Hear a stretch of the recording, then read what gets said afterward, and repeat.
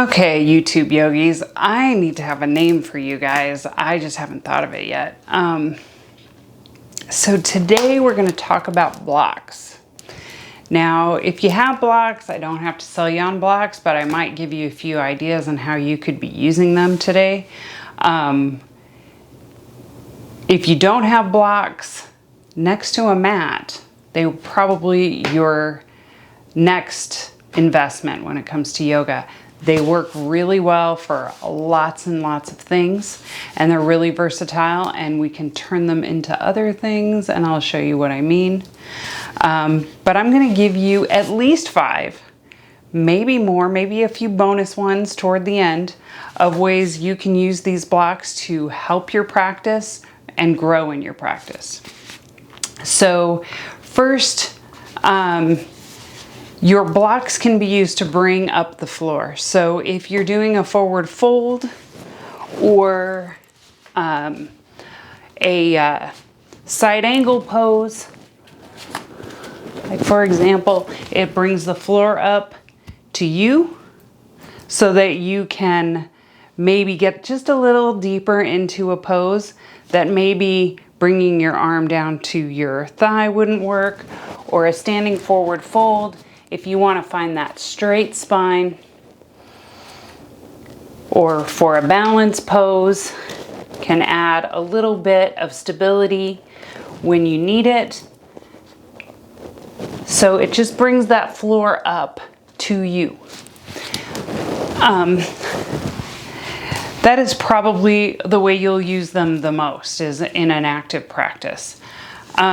The other thing you can do with these babies is turn them into a nice restorative prop like a bolster. So you can take 2 blocks together, always by 2 if I didn't already say that. You can take a blanket like I have here. This is a yoga blanket, but you can use a towel, you can use another nice thick blanket that you have at home, and then suddenly it's a restorative prop for your practice. It could be used to lay on as well. You can use it to lay right on there, which is really nice. So that is something that definitely you could use these for. Let me think. So you can also use these in poses like supported bridge, just putting it under your hips for a bridge pose. It can be a really nice way to get a nice little back bend, or even to support your hips when you go up in shoulder stand. So you don't have to go into a full shoulder stand, you can just go up. So it's a great way to get support, be able to do poses you would normally not be able to do without a block. You can do it on the floor too, but it just adds a little bit of height to the pose. Okay, so another one is engagement. So a lot of times we can find engagement like bringing the block between the legs in, say, a camel pose.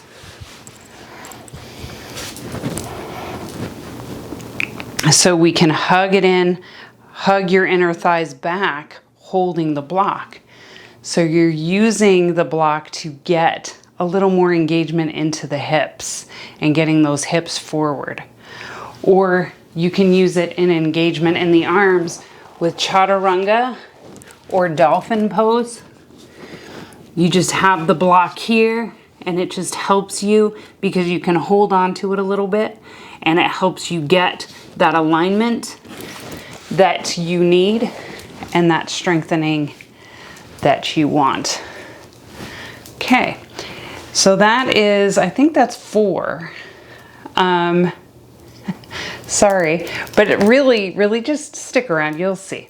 You'll have all kinds of things that you can use these blocks for. Another nice thing you can do is when you're laying back on your back, Supta Baddha Konasana, you can support the knees sitting up, you can support the knees. You can use it to support your knees. You can use it to support your hips in pigeon pose. So there's so many ways to use these blocks. So I use them to support my knees all the time because I have achy knees. My knees do bother me, and I find them wonderful to have. Now, so a couple tips about buying these blocks. So there is a link below down in the description for blocks that I think are perfect. I love a 4-inch block because they're more stable than of the more narrow blocks. A lot of times they'll give you a narrow block. I wouldn't throw it away, but it definitely is not as stable as one of these. A lot of people like cork blocks. I generally don't because I think they're a little too heavy and a little too hard, and I like a little cushion when I use them to lay on and things like that. So I'm going to give you a little bonus to use these. One of my very favorite ways, and you need 2 blocks to do it, to use a block, is to open the chest. So we're going to take 1 block behind you.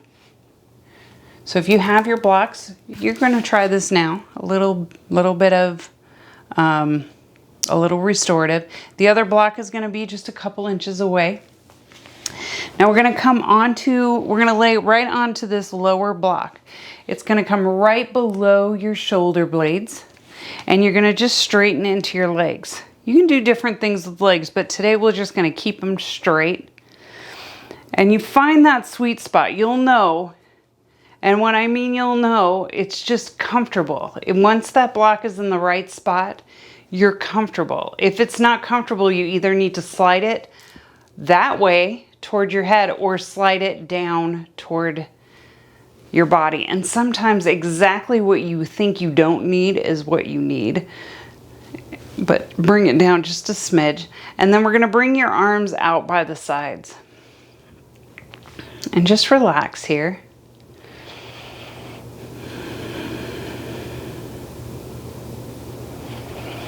Can add a little more opening to the chest by just inching the arms up.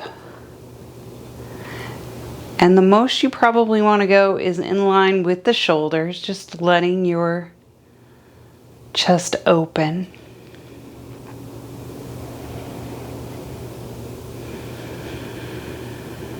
And we're going to breathe into the chest and the ribs.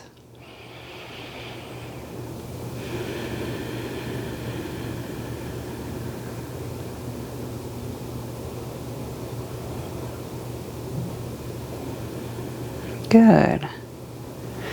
Now you really can take these and you can do this as much as you want. You can lay here as long as you like. I would say 5 to 10 minutes is probably max, but you could do it as much as you want. That's a great thing to do if you've been sitting behind your computer all day and you need a little bit of chest opening. It also helps with any carpal tunnel symptoms. So those are some things you can do with blocks, so you know they're a really great investment. If you have not gotten blocks, definitely shop around, get a good deal, but get the blocks. They're worth every penny. If you already have the blocks, you already know they're wonderful. So thank you so much for tuning in and finding out what I think of blocks, and I hope to see you back. Namaste.